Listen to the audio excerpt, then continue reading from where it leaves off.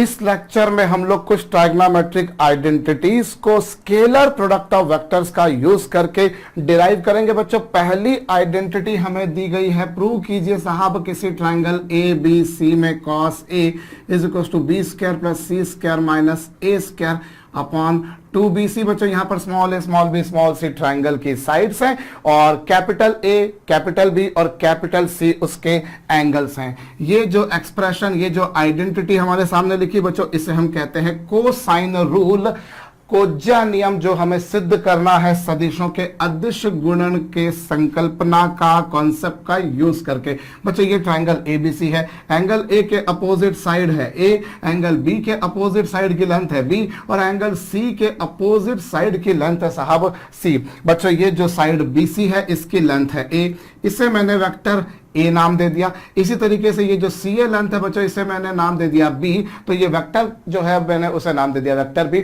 और इसी तरीके से ये जो आपके पास में ए बी लेंथ है वो है सी, इसे मैंने नाम दे दिया सी वेक्टर। अब मैं एक बात तो जानता हूं बच्चों कि मैं पहले ए से बी तक आऊं, फिर बी से सी तक जाऊं, फिर सी से ए तक जाऊं या डायरेक्ट ए से ए तक चले जाऊं, एक ही बात है भाई। हम जानते हैं ए से बी तक आए, बी से सी तक गए, फिर सी से ए तक आए या डायरेक्ट ए से ए तक चले गए, बात एक ही है बच्चों। और ए बी वेक्टर जैसा कि आप देख पा रहे हैं वो मैंने क्या सपोज करा है, सी वेक्टर। भाई ये वेक्टर मैंने इस डायरेक्शन में सपोज कर लिया, इससे मैंने इस डायरेक्शन में सपोज कर लिया और इसे इस डायरेक्शन में। सो बी सी वेक्टर जो ए आपके पास में ए बी वेक्टर है वो है सी वेक्टर, ऐसे ही बी सी वेक्टर वो है ए वेक्टर, और जो सी ए बच्चों है वो क्या है, सी ए वेक्टर जो है बच्चों वो है बी। और रही बात ए ए की, तो साहब वो तो हो गया जीरो वेक्टर, नल वेक्टर, शून्य सदिश है। क्यों? क्योंकि जहां से शुरू हुआ वहीं पर जाकर खत्म हो गया। सो ये आपके पास में क्या आ गया, ये आपके पास में आ गया बच्चों C plus A plus B equals to zero. मैं इसे अगर लिख दूं A vector plus B vector, या एक मिनट, इसे मैं लिख दूं B vector plus C vector बराबर माइनस ए वेक्टर, तो मैं नहीं समझता कि मैथमेटिक्स का कोई नियम मुझे गलत ठहरा सकता है। भाई मैंने बी और सी को एक तरफ रखा और ए को दूसरी तरफ ले गया, ये रहा। अब एक काम करते बच्चों, ये जो एक्सप्रेशन आपके समक्ष आया है इसे आप दोनों तरफ वर्ग कर दीजिए, you just make square on both the side.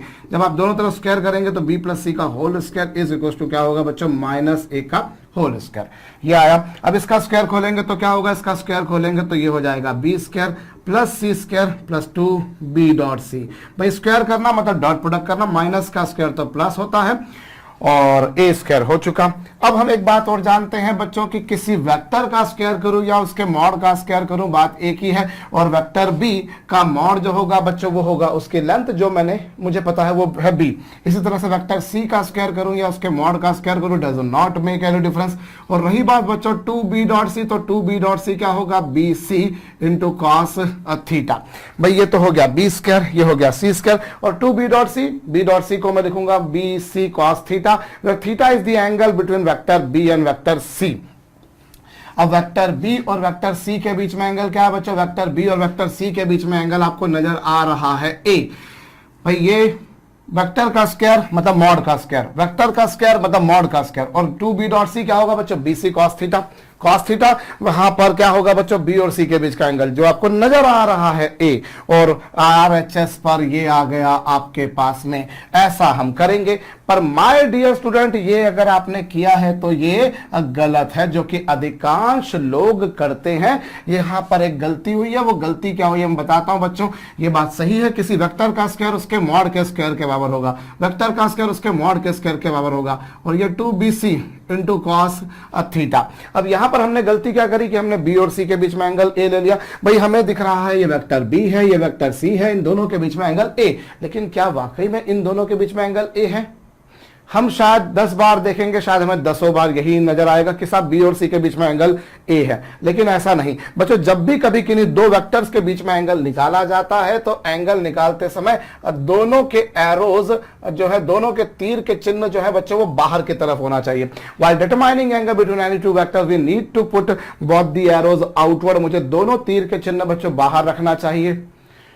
या तो दोनों एरोस बाहर हो या दोनों एरो अंदर हो। भाई या तो दोनों एरोस बाहर हो या फिर दोनों एरो अंदर हो, तो ही जाकर आप उनके बीच में एंगल निकाल सकते हैं। लेकिन अगर एक एरो बाहर है और एक एरो अंदर है तो फिर इनके बीच का एंगल ये नहीं होगा।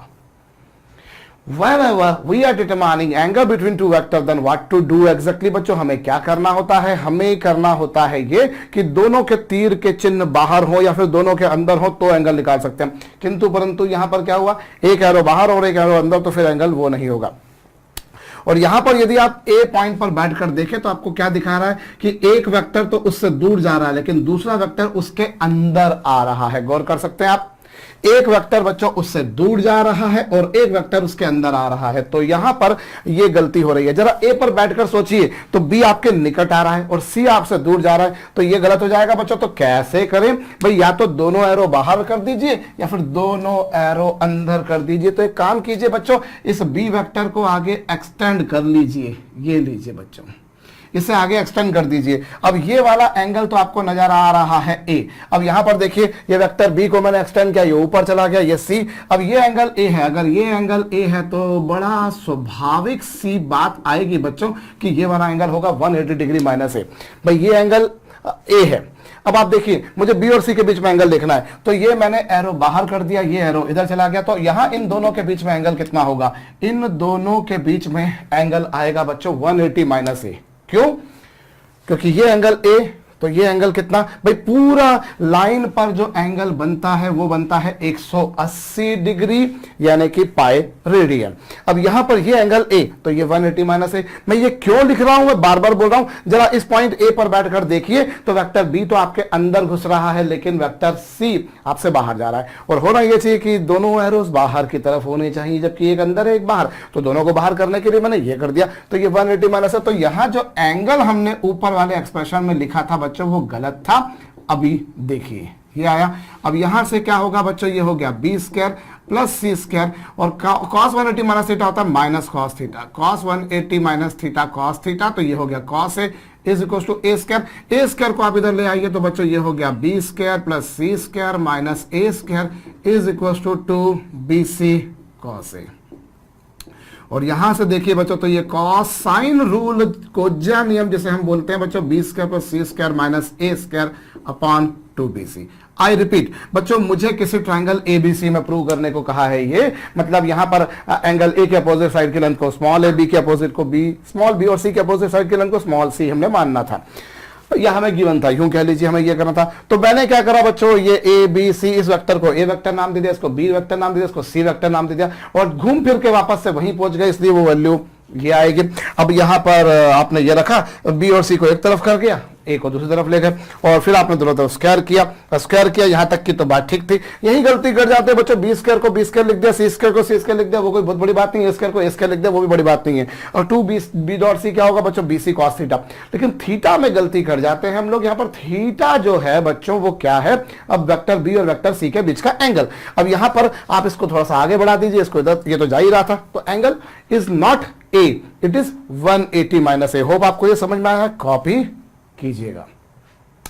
चलिए, तो ये आपके पास में जो है कॉस रूल आया। इसी तरह से अगर सपोज कीजिए कि मुझे कॉस बी बोला होता तो मैं क्या करता, कॉस बी के बारे में मैं बोलता बच्चों, तो मुझे कॉस बी में प्रूव करना होता C square plus A square minus B square upon 2ca।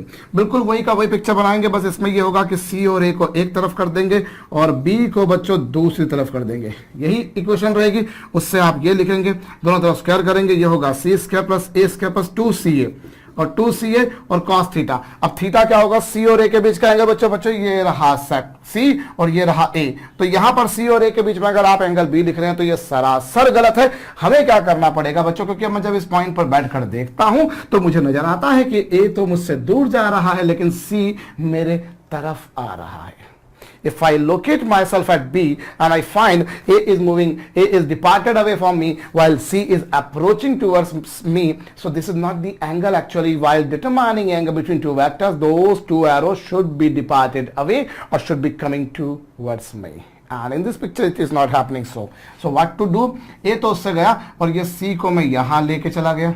ये लीजिए C ये रहा बच्चों, ये रहा सी ऐसा आ गया, ए ऐसा आ गया। सो ये एंगल बी है, अगर ये एंगल बी है तो वाजिब सी बात है बच्चों ये होगा 180 माइनस बी। वेक्टर ए और वेक्टर सी के बीच का जो कोण आएगा बच्चों वो ये आएगा, जो कितना होगा 180 डिग्री माइनस बी। इसी तरीके से यदि आप ए और बी के बीच का एंगल निकालना चाहें तो क्या करेंगे, आप सी पर बैठकर देखिए तो बी तो आपसे दूर जा रहा है किंतु परंतु ए आपके निकट आ रहा है, तो आप इसको ऐसे ले जाइए, ये लीजिए। सो ये एंगल तो सी होगा, लेकिन आपको तो एंगल ये वाला लिखना है और वो होगा बच्चों 180 माइनस सी। आई रिपीट, ये एंगल सी, भाई ये रहा बी, ये रहा ए, तो ये वाला एंगल जो आएगा बच्चों वो कितना आएगा 180 माइनस सी। सो यहां पर 180 माइनस सी, बाकी सारी कहानी वैसी की यहां। तो चलिए सी और ए के बीच का एंगल तो 180 माइनस बी होगा, तो इस तरीके से आप प्रूव कर लेंगे। और ऐसे ही अगर आपको कोसाइन सी प्रूव करने को आ जाए बच्चों, A square plus B square minus C square upon 2ab, तो इसमें क्या करेंगे, इसमें लाजमी है बच्चों ए और बी को एक तरफ रखेंगे और दूसरा जो सी था उसको दूसरी तरफ ले गए, और फिर ए और बी के बीच का एंगल जैसा कि आप नजर पा सकते हैं आपको मिल रहा है कितना 180 डिग्री माइनस सी।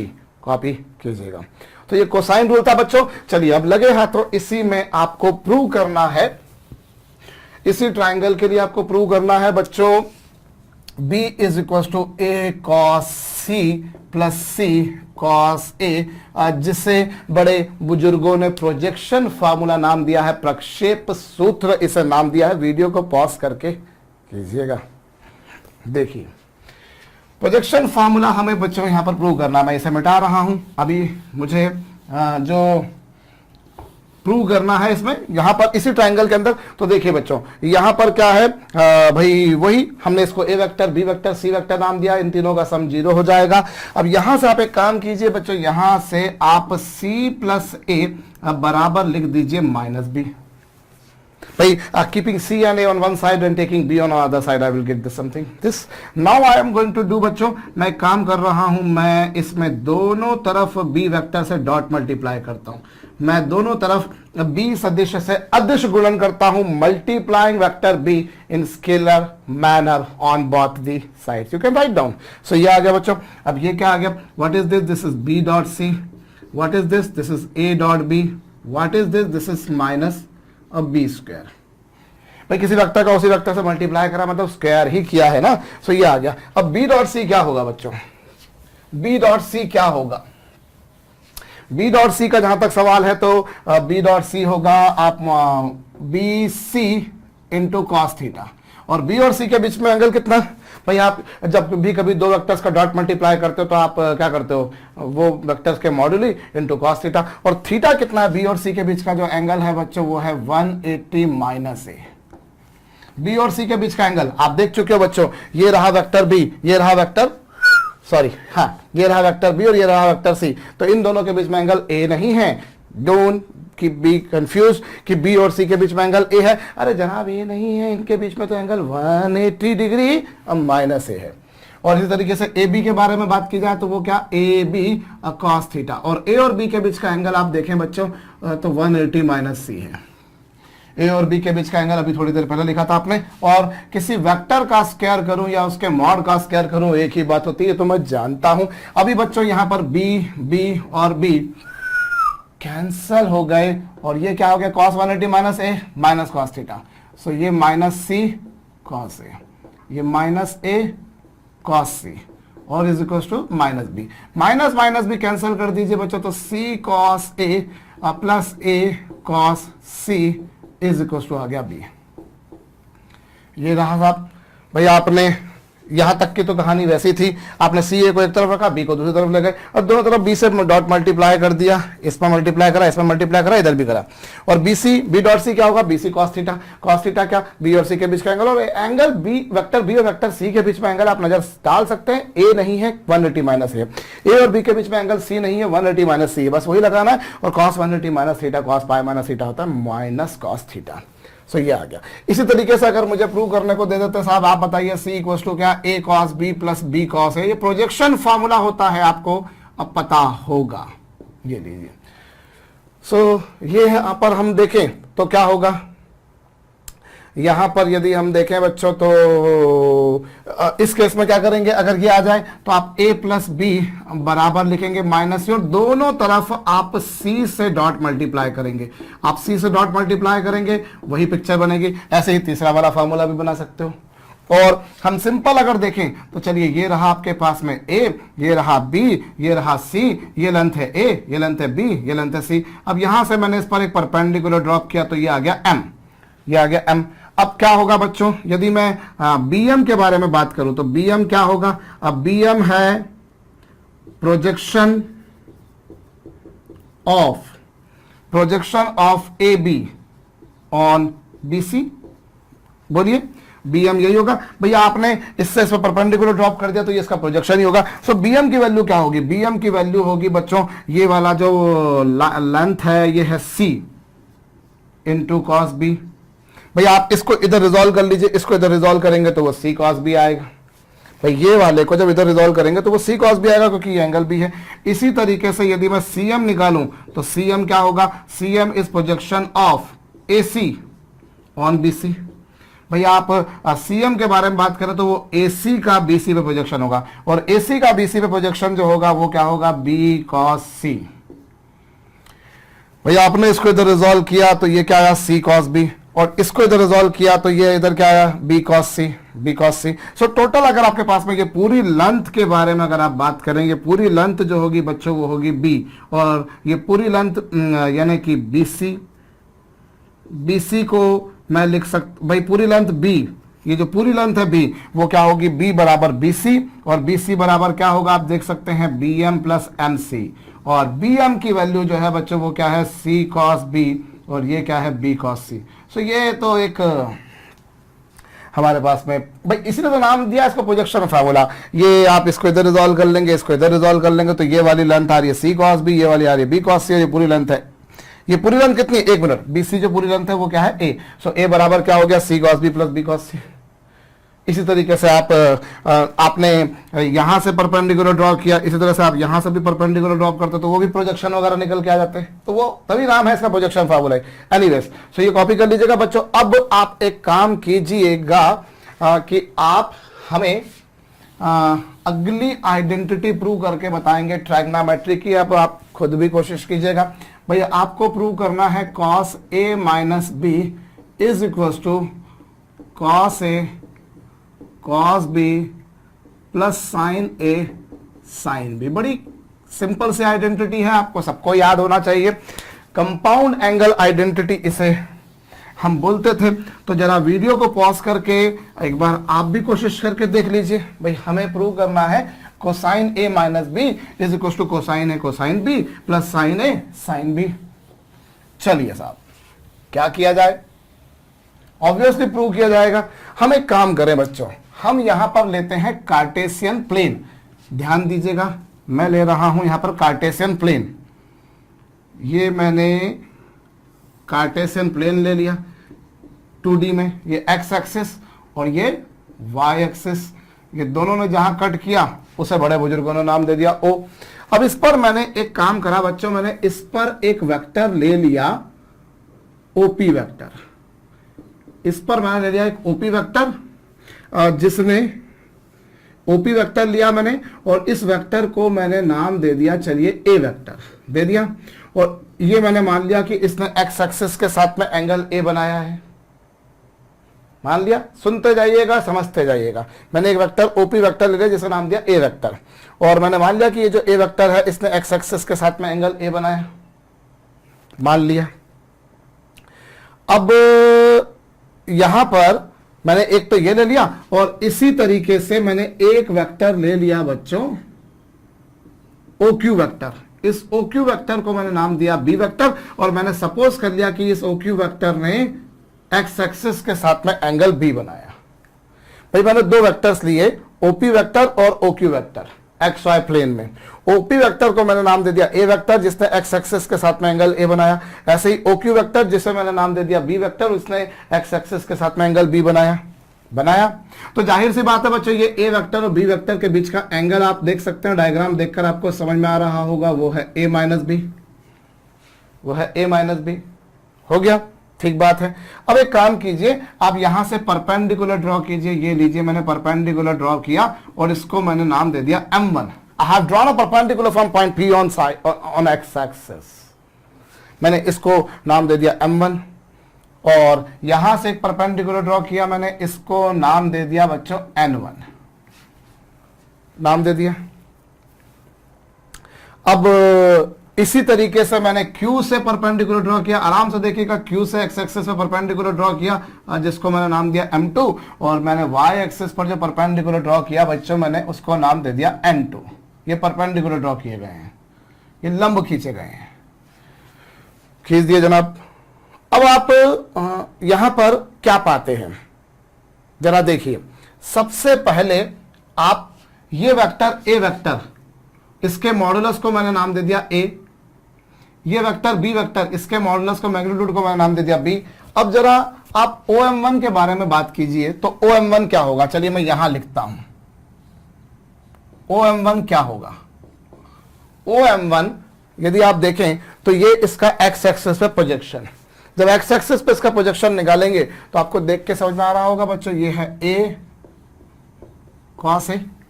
भाई इस OP की लेंथ है A, इसका मैग्नीट्यूड मॉडुलस मापांक परिमाण है A। सो अब जब आप इसको इधर रिजॉल्व करेंगे तो A cos थीटा OM1, ये OM1 आया और इसी तरीके से ये OM1 आ गया।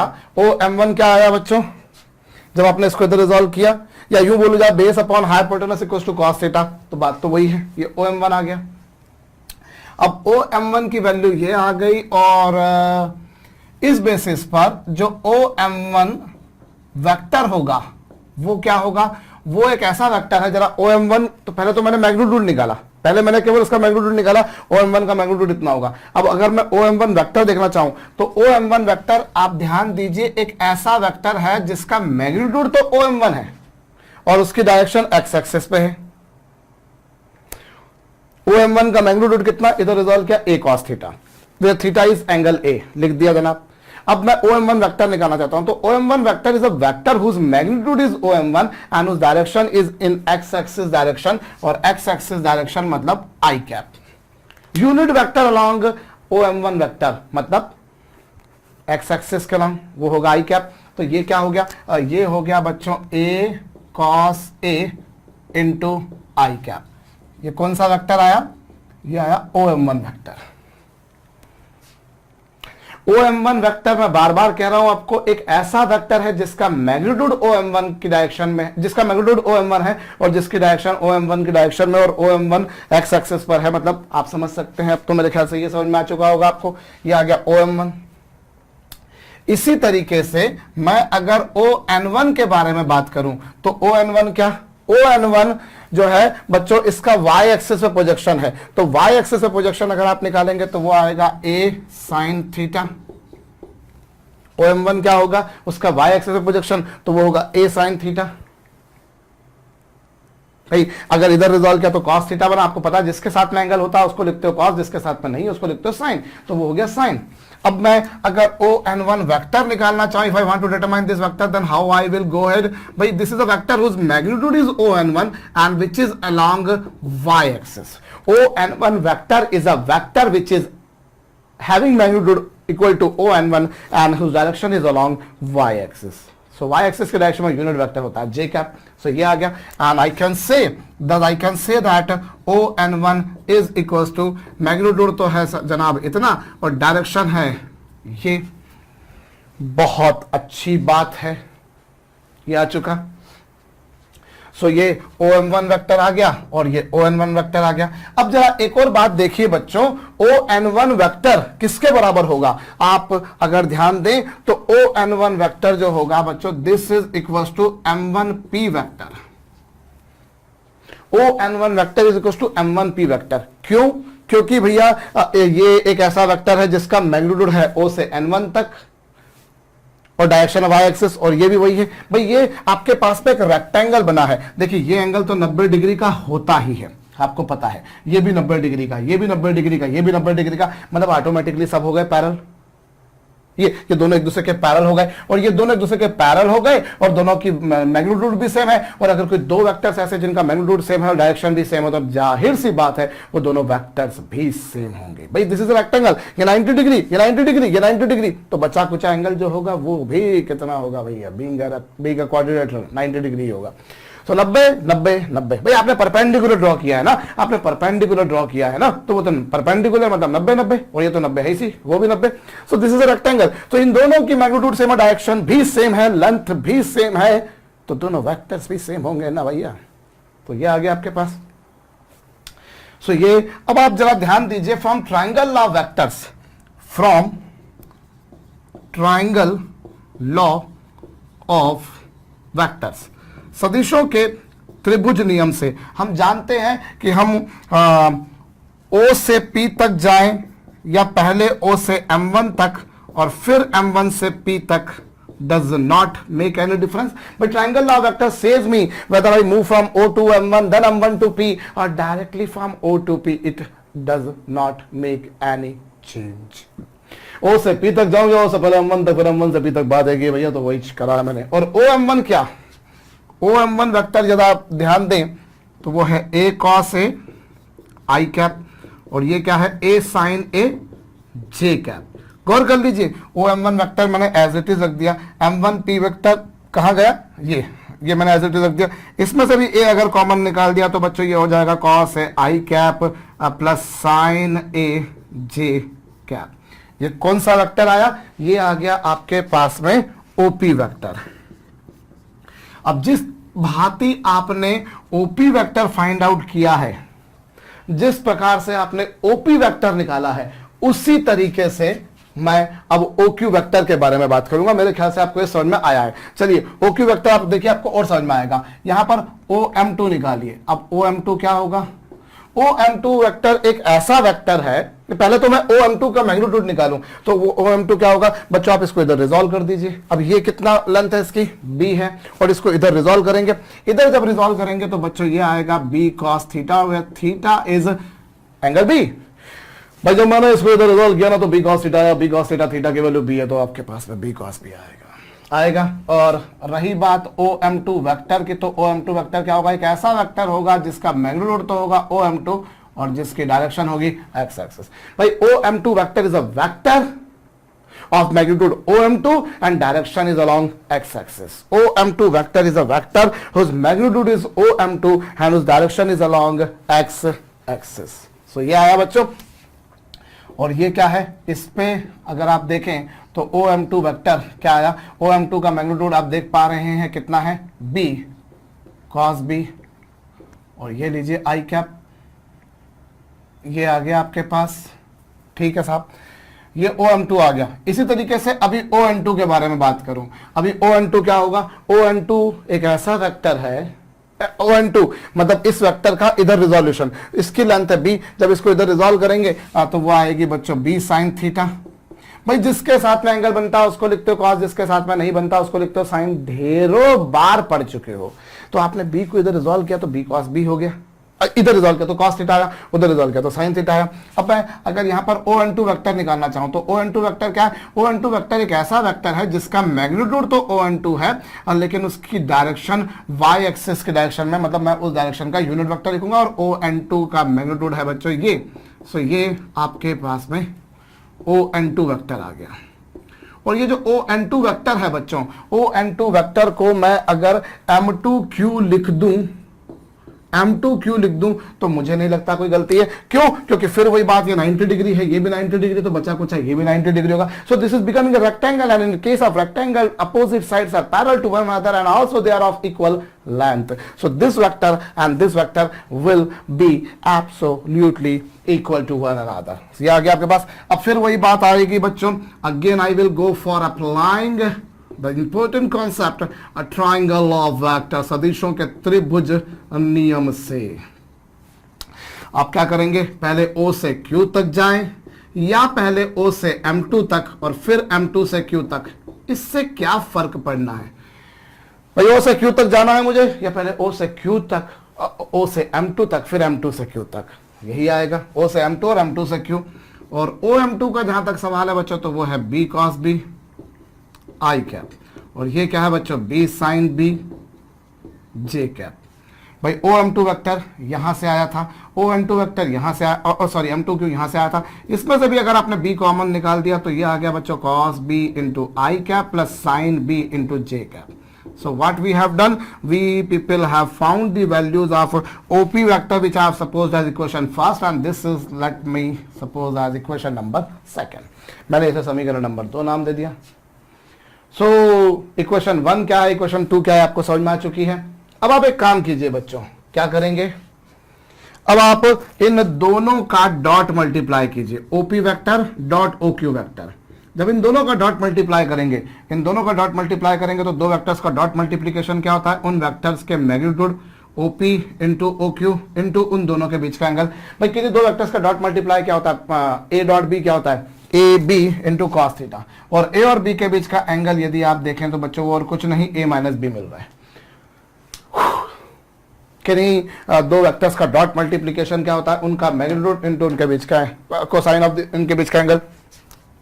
अब देखिए OP क्या है, OP वेक्टर जो है वो इक्वेशन 1 से रखिए, वो है A इंटू क्या cos A I cap plus sine A J cap, ये OP वेक्टर। और OQ वेक्टर का जहां तक सवाल है वो है B इंटू क्या cos B I cap plus sign B J cap. OP vector होगा ये, OP वेक्टर होगा वो। और यहां राइट हैंड साइड पे क्या, OP का मैग्नीट्यूड, OP का मैग्नीट्यूड आपने A सपोज करा है, OQ का मैग्नीट्यूड वो आपने B सपोज करा है, और ये क्या बच्चों cos A minus B।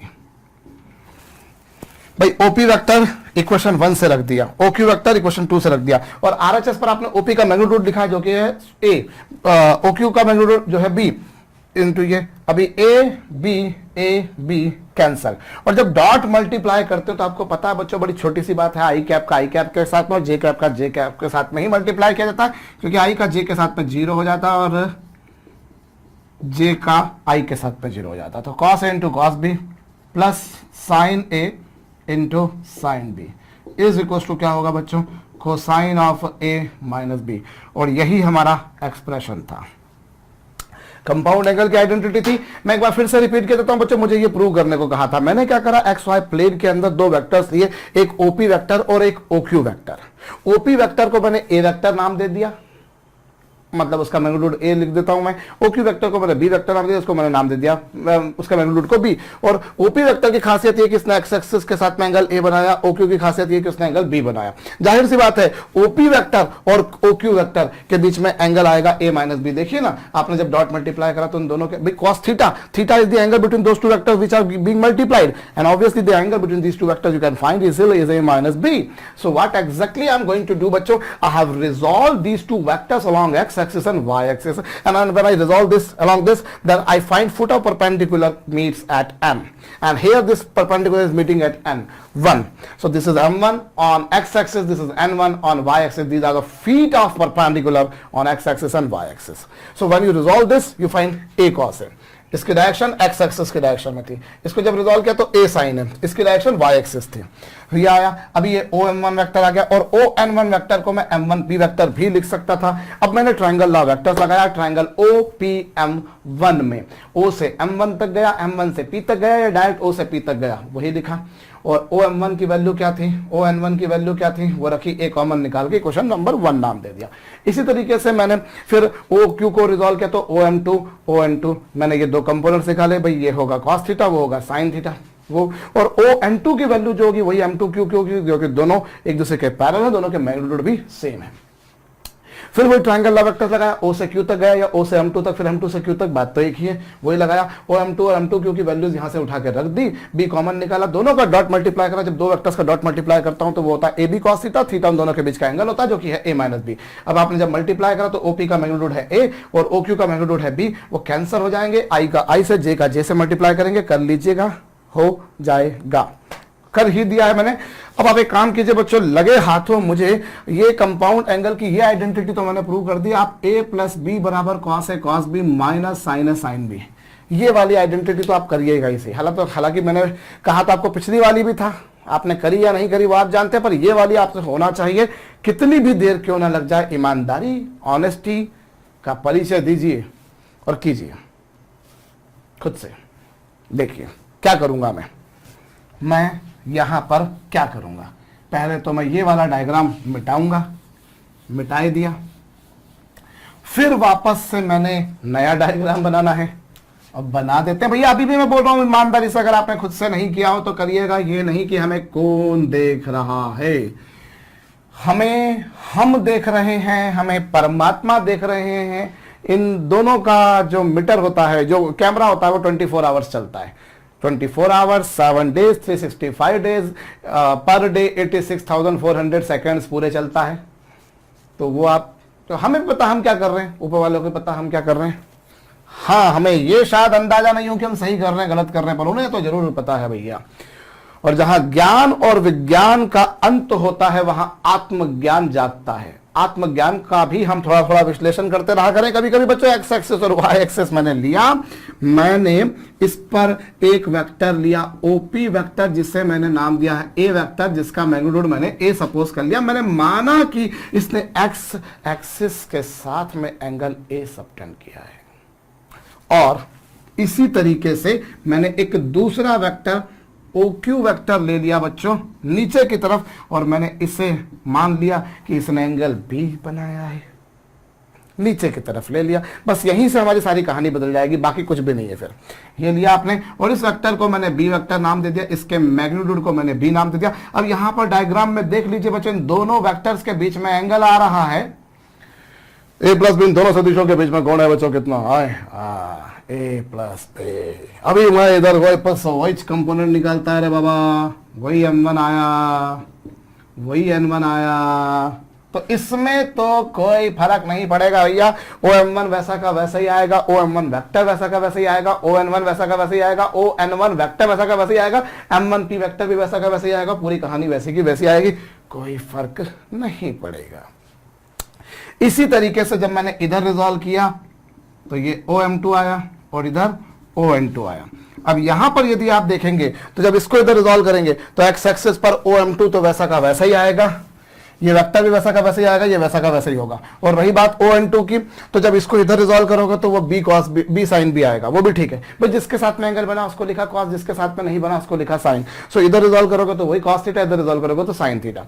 So OM2 का मैग्नीट्यूड वही होगा, OM2 वेक्टर भी वही होगा, और ON2 का मैग्नीट्यूड भी वही होगा। लेकिन ON2 वेक्टर जो होगा, अब क्या होगा, ON2 वेक्टर एक ऐसा वेक्टर है, ON2 वेक्टर एक ऐसा वेक्टर है जिसका मैग्नीट्यूड तो ON2 के बराबर है, लेकिन जिसकी डायरेक्शन नेगेटिव वाई एक्सिस की डायरेक्शन में है। गौर कीजिए, ये एक ऐसा वेक्टर है जिसका मैग्नीट्यूड तो बच्चों कितना है, ये एक ऐसा वेक्टर है जिसका मैग्नीट्यूड तो ON2 के बराबर ही है। This is a vector whose magnitude is equals to that of ON2, but its direction is along negative y axis। so negative y axis में होने के कारण बच्चों ये होगा -j, ये -j, और जब ये -j रखेंगे तो ये आगे माइनस आ जाएगा, क्योंकि ON2 का मैग्नीट्यूड B sin B, लेकिन यहां माइनस रखा तो ये आया। सो यहां OQ वेक्टर क्या होगा, OQ वेक्टर होगा वही O से M2 तक गए, M2 से Q तक गए, O से M2 तक, M2 से Q तक, और M2 Q की वैल्यू आप देख सकते हैं बच्चों, वो है -B sin B J cap. I repeat, बाकी सब वही, ये प्लस एक्स के लॉन्ग अभी भी रिजॉल्व है, पहले भी था, प्लस वाई के लॉन्ग पहले भी रिजॉल्व था, अभी भी है, ये प्लस एक्स के लॉन्ग पहले भी रिजॉल्व था, अभी भी है, लेकिन यहां पर माइनस वाई के लॉन्ग हो गया, इसीलिए यहां पर -j कैप आएगा। सो यहां माइनस साइन आया, देखिएगा बच्चों, तो यहां पर यह, तो ये हो गया OQ वेक्टर। OQ वेक्टर क्या होगा, यही, इसमें से B कॉमन निकाल देंगे। अब डॉट मल्टीप्लाई करा तो डॉट मल्टीप्लाई दो वेक्टर्स का क्या होता है, उन दोनों वेक्टर्स का मॉडुलस इनटू cos थीटा, और थीटा उन दोनों के बीच का जो एंगल होगा वो आप देख सकते हैं डायग्राम में A प्लस B आ रहा है, वो A प्लस B आ रहा है।